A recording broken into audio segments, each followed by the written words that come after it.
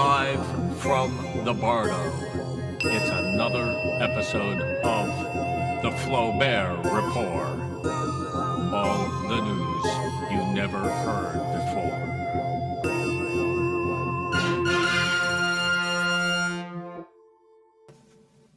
Hi there, this is Flaubert, yet again, coming to you live from the Bardo.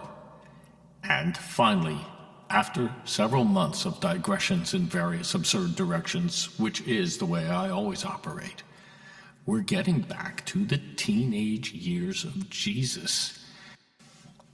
And when we last left off, we were in Duro-Europas, where Jesus had almost disastrously and very temporarily resurrected Lazarus, and we were now in jail. So let's get on with the story. We ended up stuck in a remarkably clean cell.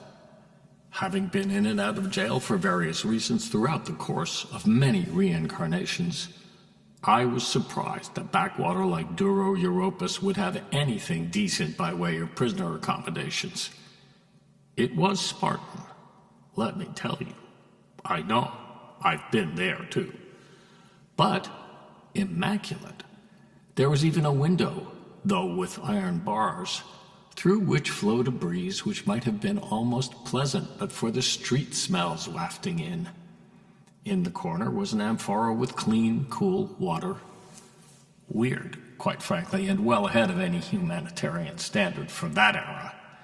Or this one, for that matter. In jail cells, one expects stale, gray liquids with mosquito larvae dancing in it. This water looked like it came straight out of a mountain stream. It was a fair-sized cell, too, yet the walls were, of course, deeply etched with the names of those who'd come and gone. Christ inspected them curiously. Yazdin, as though he were looking for specific people he knew. After a few minutes, Jesus, Luke, and the rest of the entourage gathered together in a circle in center facing one another. They observed a 20-minute period of silence together, after which Jesus spoke. "You need not be concerned," he reassured them. "My Father says we will not be here long." "Is he sending us an avocado?" asked Barakil. "You mean advocate," corrected Martha. "No, I mean avocado," insisted Barakil. "I'm hungry." Luke rolled his eyes. "Screw the avocados. We need an advocate in order to gain release. In these parts, without a patron, we have no status. Otherwise, we'll be in here a very long time." "Not if I have anything to say about it," intoned Yazdin darkly. Jesus held his hand out in a gesture that meant, "Stop." It drew a sulky glare from him, but he obeyed. "This is the moment in which we cultivate our trust and patience," continued Jesus calmly, "for help will come." "What makes you so sure?" asked Maria. "Help is always sent to those in need." "Not in my world," said Martha glumly. "Nor mine," echoed Barakil. Luke just sat there scowling. As the son of the devil, he never went long on optimism when it came to matters of redemption. "You are here with me," said Jesus. "Can't you, even now, after all this time with me, entrust your soul fully unto the Lord?" "Yes, surely," agreed Barakil, albeit with an edge. "But we're in jail here. Typically, folk may languish for months in situations like this, years even. There's no due process in the courts to be had in places like this." Jesus raised his hand. "I sense your anxiety. I respect it. But faith must be tried. Faith that only holds in moments of ease isn't real faith." He breathed deeply, as though intentionally inhaling the concern and fear around him. And indeed, as he did so. A palpable air of relaxation somehow filled the cell. No matter, in my eyes, though, I was already chill with the situation. Someone has to keep their cool in situations like this, after all. We dogs are generally good whenever our master is with us, and I, unlike the rest of them, knew what a totally awesome master Jesus was. They just didn't get it yet. I settled down at his feet and awaited his word. "I shall bring the peace," he announced, "but in a new way." He raised one hand in the air. A simple gesture, really. I mean, it was like nothing, an innocent wave. And yet with Jesus, even the least gesture had authority. This new peace passed through each of us like a drink of cool water, connecting us to the innermost roots of our being. There, in the inner place to which we were almost instantly brought, the atmosphere was completely still and unearthly calm, as though we had left this place and entered heaven. We were still in the cell, but we were also not in the cell, for it had been transformed by inner circumstance, not into a prison, but a place of liberation. The group was soul-struck, thunderstruck. "Now you can truly see," continued Jesus.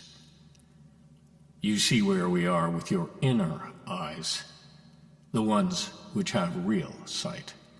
And you see this place is as safe as any."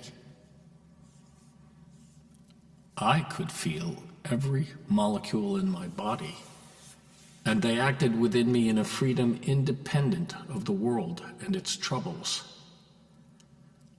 I could sense the inner work of the cells, a community of trillions, constantly changing. I saw the way in which the work of God, the true, the everlasting, the important cosmological work of the body, was taking place even as I breathed. It was wondrous, quite frankly, and all produced by a wiggle of Jesus's index finger. Everyone exhaled at the same time. Breath became still. Silence reigned. The cell door opened. It was Stylos. There, in that instant, the moment almost collapsed. But somehow Jesus sustained the silence, the energy, by the sheer force of his own will, so that it continued despite the interruption. The rest of our little company, sensing his focus, stayed with him. And for an instant, I understood what community meant in an entirely new way. Stylos stood there in the doorway, more or less dumbstruck. A sight like this was beyond his ken. He wanted to speak, I could see that. But what was in his heart at that moment, the single thing that overruled all his other impulses, was astonishment. And that astonishment was the mother of respect. He became still, said nothing, waited. It seemed like an eternity, for Jesus had a way of making time itself stop and bend to his authority when he was present. I mean, truly present. With the taproot of his being firmly planted in the Father, these things ever made these days of miracles.